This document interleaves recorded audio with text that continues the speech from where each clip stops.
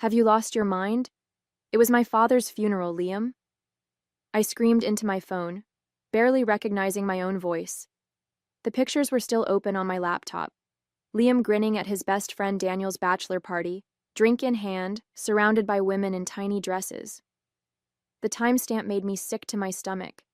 2:45 p.m. last Saturday, exactly when I was watching my father's casket being lowered into the ground. I called you 3 times that day. 3 times. And you texted back saying you were too sick to come. My name is Emma Collins, and at 28 years old, I never expected to lose both my father and my fiancé in the same week. Not that Liam was technically gone yet. He was still on the other end of the phone, stammering excuses about prior commitments and how Daniel really needed him there.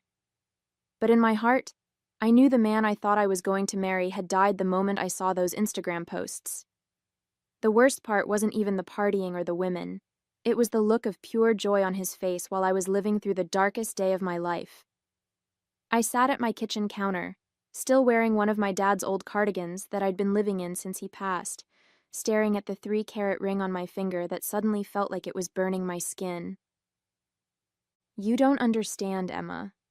Liam's voice took on that condescending tone I'd heard more often lately. Daniel's my best friend. This was his last big celebration before settling down. Your dad, well, he was already gone. It's not like me being there would have brought him back. The casual cruelty of his words hit me like a physical blow. My dad had always been quietly skeptical of Liam, gently asking me if I was sure about him even from his hospital bed. You'll figure him out eventually, sweet pea, he'd said with a knowing look. Now, just days after losing him, I finally understood what he'd seen all along. Looking back now, I should have seen the signs long before the funeral. My dad's battle with cancer had been brutal. 8 months of watching this strong, vibrant man who'd raised me single-handedly after Mom died slowly slip away. Through every chemotherapy session and doctor's appointment, Liam always had an excuse for why he couldn't come with me. Work meetings, family obligations, last-minute emergencies with friends. I made excuses for him, telling myself and my dad that he was just uncomfortable around hospitals, that not everyone could handle seeing someone they cared about suffering.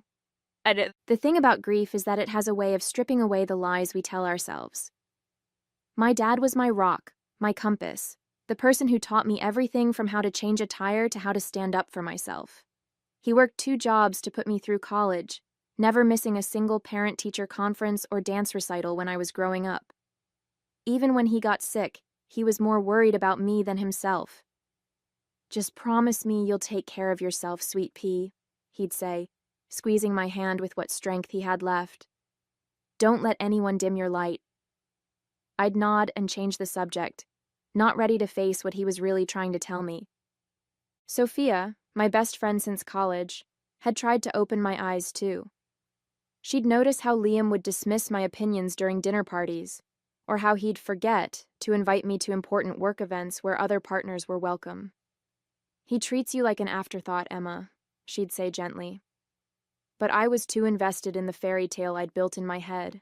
The successful marketing executive who'd swept me off my feet, the perfect proposal at sunset on the beach, the lifestyle magazine's version of happiness. My dad's death shattered that carefully constructed illusion, forcing me to see what had been there all along. A man who could party while I buried my father, who could laugh while my world fell apart. I took a deep, shaky breath and looked at the photos again. There was Liam, playfully tossing cash at a dancer while my mascara was running down my face at the funeral. Another shot showed him carrying Daniel on his shoulders in a pool at 4 p.m., right when I was trying to hold it together during my dad's eulogy. Each swipe felt like a knife twisting in my chest. The comments under the posts made it even worse. Best bachelor party ever. And living your best life, bro. Meanwhile, my phone was full of heartfelt condolence messages I couldn't even bring myself to answer. Emma, are you still there? Liam's voice crackled through the phone, snapping me back to reality. Look, I know the timing wasn't great, but you're being dramatic. It's not like I could just bail on Daniel. We've been best friends since high school.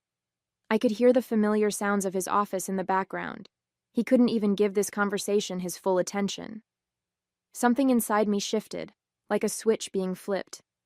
The tears stopped, replaced by a cold clarity I'd never felt before.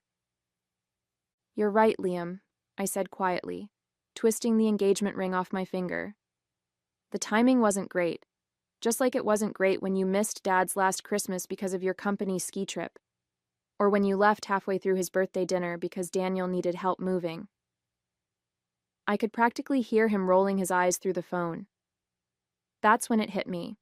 This wasn't just about the bachelor party. This was about years of small betrayals I'd excused, of boundaries I'd let him cross, of red flags I'd painted pink through rose-colored glasses.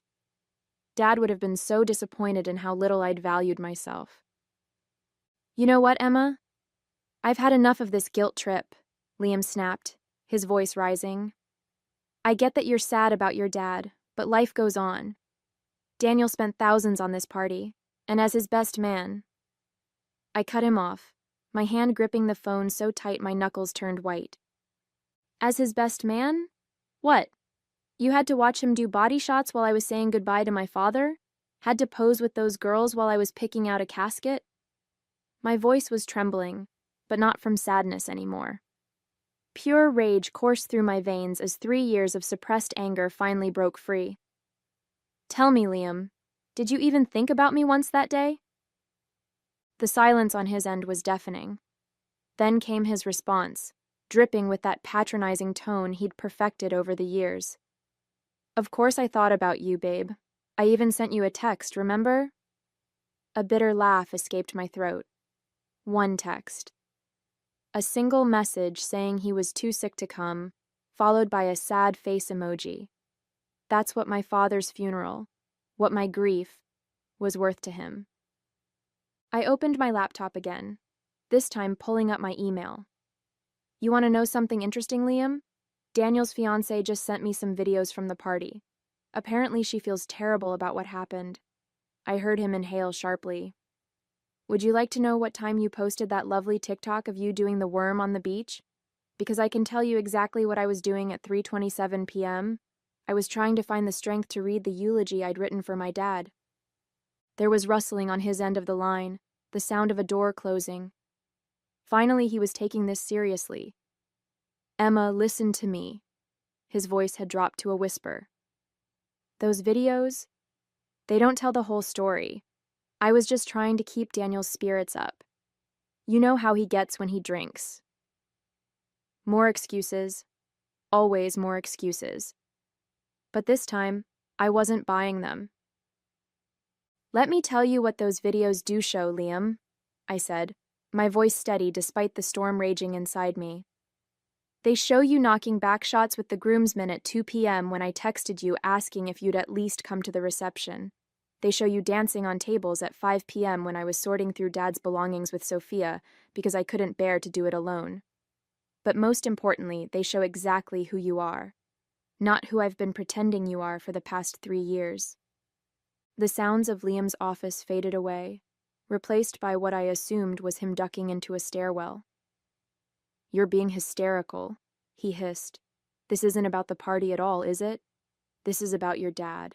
You're just looking for someone to blame because he's gone." His words hit me like a slap in the face. I glanced at the framed photo on my desk, Dad and me at my college graduation, both of us beaming with pride. He'd worked overtime for months to help pay for my final semester. "You're right about one thing," I replied, surprised by how calm I felt. "This isn't just about the party. It's about the fact that while you were living it up at that beach resort, Sophia drove 3 hours in the rain to be with me. It's about how Daniel's fiancé, who I've met twice, sent me a heartfelt condolence card, while you couldn't even bother to show up. It's about how you've shown me, beyond any doubt, that you will always choose your own comfort over my pain." I could hear him starting to protest, but for once I didn't let him interrupt. These words had been building up for too long. "You want to talk about time, Liam? Let's talk about it," I continued, pulling up the photo gallery on my phone. "Here's a lovely shot of you doing karaoke at 6 p.m., right when I was having a breakdown in my car because Dad's empty house felt too overwhelming. Oh, and look at this one from Sunday morning. You poolside with a mimosa while I was meeting with the funeral home to settle the final bills. Would you like me to keep going?" There was a long pause, followed by the sound of him clearing his throat. "Okay, I messed up," he finally admitted, but his tone was more annoyed than remorseful. "What do you want me to say? That I'm sorry? Fine, I'm sorry. But you can't just throw away 3 years together over one mistake. Think about the wedding, the house we talked about buying. Are you really willing to give up our future because I made one bad decision?" I looked down at the engagement ring sitting on my counter, remembering how proud I'd been to show it to Dad in the hospital. His response hadn't been what I expected. Instead of congratulating me, he'd taken my hand and asked, "But does he make you proud, sweet pea?" At the time, I'd brushed off his concern. Now those words echoed in my mind like a warning I should have heeded. "You're right again, Liam," I said quietly. "One mistake shouldn't end a relationship. But this isn't one mistake, is it? This is just the first time I've been strong enough to see them all clearly." "What are you saying?" Liam's voice had lost its condescending edge, replaced by something closer to panic. I picked up the ring, turning it over in my palm one last time. All those nights I'd spent admiring how it sparkled, dreaming of our future together, felt like memories from another life now. A life where I was smaller, weaker, willing to accept scraps of affection and call it love. "I'm saying that my father's last gift to me was clarity," I replied, dropping the ring into an envelope along with the stack of photos I'd printed from Daniel's fiancé's social media. He spent his whole life showing me what real love looks like, showing up when it matters, choosing my happiness over his convenience, being there even when it's hard, especially when it's hard. My voice cracked slightly, but I pressed on. "And you, Liam, you've spent the last 3 years showing me exactly the opposite." The silence stretched between us, heavy with everything I'd left unsaid over the years. Every time I'd swallowed my disappointment when he bailed on family dinners, every forced smile when he'd dismiss my accomplishments at work, every tear I'd hidden when he'd choose his friends over me. Finally, Liam spoke, his voice tight with anger. "So that's it? You're really going to throw everything away over this?" "God, Emma, I knew you were sensitive, but this is ridiculous. You know what? Take some time to calm down. Call me when you're thinking rationally again." "Actually," I said, sealing the envelope with a sense of finality, "I am thinking rationally for the first time in years. The ring will be in your mailbox tomorrow. Don't try to contact me again." Before he could respond, I ended the call and blocked his number. My hands were shaking, but my mind was clear. Dad's voice echoed in my memory. "You'll figure him out eventually, sweet pea." As tears rolled down my cheeks, I smiled through them. "You were right, Dad," I whispered. "You were right all along." The next few weeks were a blur of condolence cards, well-meaning casseroles from neighbors, and a deafening silence from Liam's side of the world. I'd expected him to fight harder, to show up at my door with grand apologies and bigger promises. Instead, all I got was a series of increasingly angry texts from his sister about how I was breaking her brother's heart and being selfish. I blocked her number too. Sophia practically moved in with me during those first difficult days. She'd come over after work, armed with takeout and patience, sitting with me while I alternated between crying over Dad and raging about Liam. "You know what the worst part is?" I told her one evening, curled up on my couch in Dad's old cardigan. "I keep finding things I want to tell Dad about all this. Every time something happens, my first thought is still to call him." She just nodded, understanding that some pains don't need solutions. They just need witnesses. The real wake-up call came when I started packing up my dad's house. In his study, I found a letter he'd written to me just weeks before he passed. "My dearest Emma," it began, "if you're reading this, it means I'm no longer there to tell you these things in person. But there are some truths that need to be said." He went on to write about how proud he was of me, how much joy I'd brought to his life. Then came the part that made my heart stop. "I've watched you shrink yourself to fit into Liam's world, sweet pea. I've seen you dim your light to keep from outshining him. That's not the daughter I raised. That's not the woman you're meant to be." Reading those words, surrounded by the remnants of my dad's life, his favorite coffee mug still on the desk, his reading glasses folded neatly beside it, something shifted inside me. I realized that I wasn't just grieving Dad's death. I was grieving the person I'd become with Liam. The way I'd learned to make myself smaller, to apologize for having needs, to accept less than I deserved. Dad had seen it all, and in his final act of love, he'd given me permission to break free. That night, I did something I'd been avoiding. I opened my laptop and went through our old photos together. There was the night Liam proposed, me beaming at the camera while he looked slightly impatient, already checking his phone. Our last Christmas together, where he spent most of Dad's dinner party networking with my cousin's husband about potential business contacts. Even our happiest moments were tinged with signs I'd chosen to ignore. "Oh, Dad," I whispered to the empty room. "How did you see it so clearly when I couldn't see it at all?" 3 days later, the real test came. I was at the grocery store, mindlessly pushing my cart through the aisles, when I literally ran into Daniel and his new wife, Sarah. My heart jumped into my throat. These were the first people from Liam's circle I'd seen since everything happened. But before I could mumble an excuse and escape, Sarah stepped forward and hugged me tightly. "Emma, I am so sorry," she said, pulling back to look at me with genuine concern. "I've been wanting to reach out, but I wasn't sure if you'd want to hear from me. What Liam did, there's no excuse for it." Daniel stood awkwardly behind her, shifting from foot to foot, guilt written all over his face. I noticed he couldn't quite meet my eyes. "I tried to tell him not to come," Daniel finally blurted out. "When he showed up at the party, I asked him about the funeral. He said you'd told him not to worry about it, that you had plenty of support." The fluorescent lights of the grocery store suddenly felt too bright, the aisle too narrow. I should have known he was lying. I should have said something more. "I'm sorry, Emma." Something about their genuine remorse, standing there between the cereal boxes and canned vegetables, broke through the protective wall I'd built around myself. "You know what the funny thing is?" I said, surprising myself with a small laugh. "He didn't even reach out after Dad died. No flowers, no card. Just that one text claiming he was sick, then radio silence until I saw the party photos." Sarah's face darkened with anger, and I saw Daniel wince. "That's not even the worst part," Sarah added hesitantly. "He's been telling everyone that you ended things because you're emotionally unstable after your dad's death, that you're not thinking clearly and will come to your senses eventually."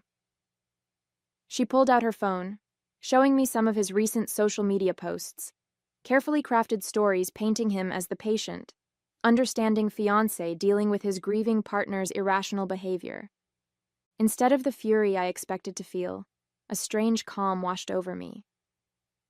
"You know what?" I said, straightening my shoulders. "Let him tell whatever story helps him sleep at night. The people who matter know the truth, and the people who believe his lies probably weren't meant to be in my life anyway." I saw respect flash across Sarah's face while Daniel looked even more ashamed. It's been 6 months since Dad passed away, and 4 months since I ended things with Liam. The grief still comes in waves. Some days I can smile at Dad's photos, other days I still reach for the phone to call him. But ending things with Liam? That pain faded faster than I expected, replaced by a growing sense of freedom I hadn't even known I was missing. Last week, I was going through the last box of Dad's things when I found his old leather journal. Inside, on the very last page, he'd written something that made me cry and laugh at the same time. "My Emma has always been stronger than she knows. Sometimes life's hardest moments are actually gifts in disguise. They show us who we really are, and more importantly, who others really are too."